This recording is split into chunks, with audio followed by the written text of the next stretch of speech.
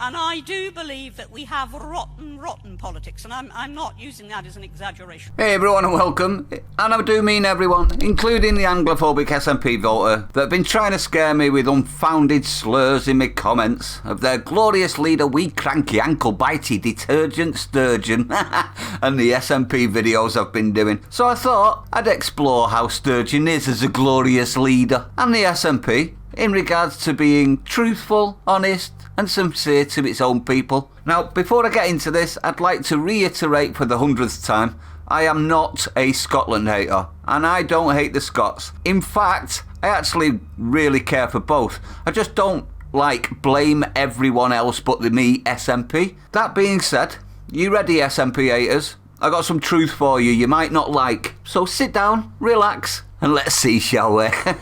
This video is a big FU to the Scottish commenter that said I'm a racist for attacking the SNP and that he has reported my channel for hate speech and can't wait for me to be banned. I'm still here, cockwomble. What now, eh? Exactly. For one, you womble, Scotland isn't a race. For two, even if it was a race, the SNP are not Scotland. For three, you do not speak for all of Scotland, as my Scottish subs and friends all testify to. So shut up, eh? Now, this story I found is titled, Nicola Sturgeon signed document promising not to push for second referendum. Yeah, you heard that right. Your glorious leader signed a promise to the Scottish people that the Indie ref was once in a lifetime. Then no less than 2 years later, totally backtracked on a promise. It's looking good, isn't it? Nicola Sturgeon signed a document promising that the 2014 Scottish independence referendum was a once-in-a-generation opportunity and therefore indirectly promised not to push for a second referendum. So she's not looking good then, so she's a liar. She lied to get you to do the referendum in the first place, and then 2 years later lied again. Are you seeing why I don't like the SNP yet, haters? Scottish First Minister Nicola Sturgeon has kept open the possibility to hold a second referendum on independence next year. Miss Sturgeon has only revealed she wants the vote to be in the early part of next Scottish parliamentary term, following elections to Holyrood in spring 2021. If the Scottish National Party wins a majority, senior figures believe it will give them the mandate to demand a referendum, regardless of what Prime Minister Boris Johnson thinks about it. Now, what's my opinion on that bit? If Scotland vote for the SNP, they deserve everything they get, and I actually would say at that point, let's kick Scotland out. Am I wrong on that? So far, since the start of 2020, opinion polls have given Yes campaigners a consistent lead over their unionist rivals. Can I just say something? The polls are all controlled by the left, and the SNP are left. I wonder why the polls all give them in their favour. I wonder why that is. Polls are trash. However, Mr Johnson has repeatedly said he will refuse to allow a plebiscite, leading to unanswered questions about what the SNP will do next. Well, they'll stamp their feet and cry a lot and blame everybody else but them. As per usual,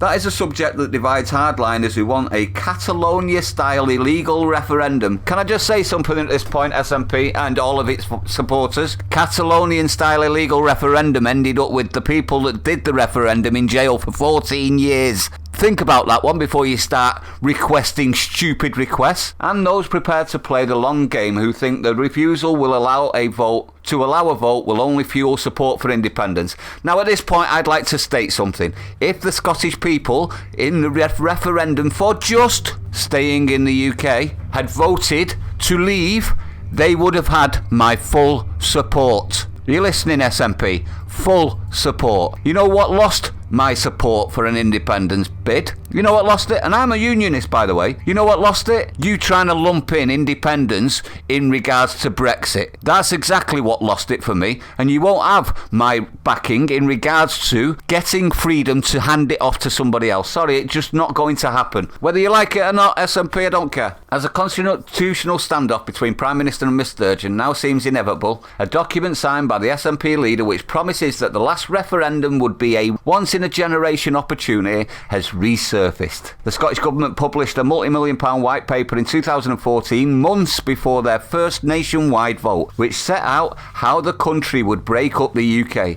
Signed by Miss Sturgeon, then Deputy First Minister, the 670-page document under Section 557 laid down the Scottish Government's commitment to the referendum. It came after protracted discussions with Downing Street, during which Miss Sturgeon also put her name to the 2012 Edinburgh Agreement, committing herself to accepting the will of the Scottish people. 2 years later, she ignored your will. 2 years, SNP voters. I'm sorry, but I don't think she's trustable whatsoever to do anything that you want. If you think I'm wrong, I'm sure you'll let me know.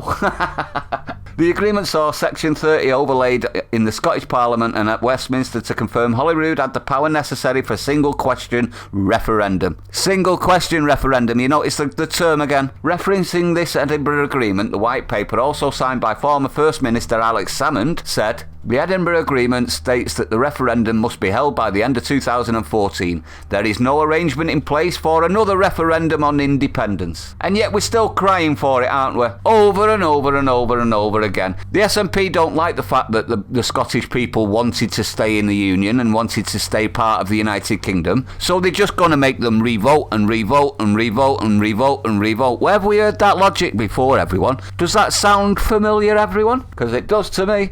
This means that only a majority vote for yes in 2014 would give certainty that Scotland will be independent. The document proves Miss Sturgeon promised she would not force the Scottish people to endure another referendum for some years. However, only 2 years later, she requested a second one at the end of the Brexit process. During a special edition of the BBC's Question Time programme in 2017, the First Minister was challenged twice to promise that the result of a second referendum would be respected for a minimum period such as a generation of 25 years. An audience member asked if there was a second vote, should it apply for a minimum period of time for a generation, 25, 30 years. Miss Sturgeon justified her about term by arguing the Scots were erroneously told during the 2014 referendum that a no vote would have protected the country's place in the EU. However, pressed again over the result of the second plebiscite would be respected for a minimum period if she lost, she said, "I don't think it's right for any politician to dictate to a country what its future should be. But it's all right for you as a politician to do exactly that, is it? Hypocrite." I think that should be a choice for the people of Scotland. They had a choice, they chose, and you just don't like the choice. Democracy is not resitting the same thing over and over and over again until you get the right answer.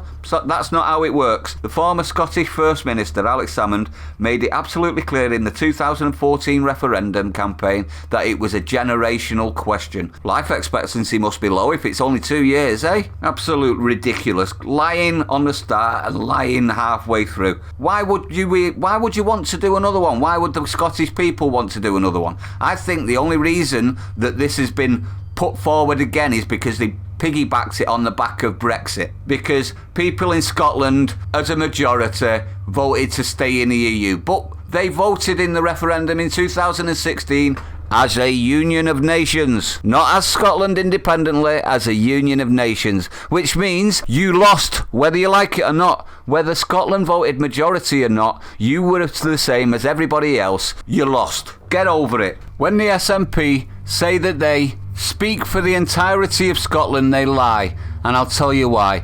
5.4 million people live in Scotland. Only 1 million people voted for Brexit. Against Brexit, I should say. 1 million. That's less than 20% of the population. So I beg to differ, SNP. You don't speak for Scotland. You just speak for a fifth. But anyway, I'd like to know your opinion on this. Am I right, everyone? Do you think this is a joke that they've been screaming about once in a lifetime and then they've just backtracked 2 years later? Absolutely ridiculous. It just proves the SNP are full of lies like all of the other politicians, which is one of the main reasons why I highlight them so much. They give me so much ammunition. To my haters, carry on hating. I really don't care about your opinion. I'd like to know your opinion, but I don't care if you're going to be aggressive, or you're going to be screaming, and you're going to be Anglophobic, or happy that you're trying to get me banned. Not interested. If you don't like my content, bugger off somewhere else. If you're new to the channel, don't forget to hit the like, comment, subscribe, hit the bell icon, share it out, everyone. I'll see you on the next one.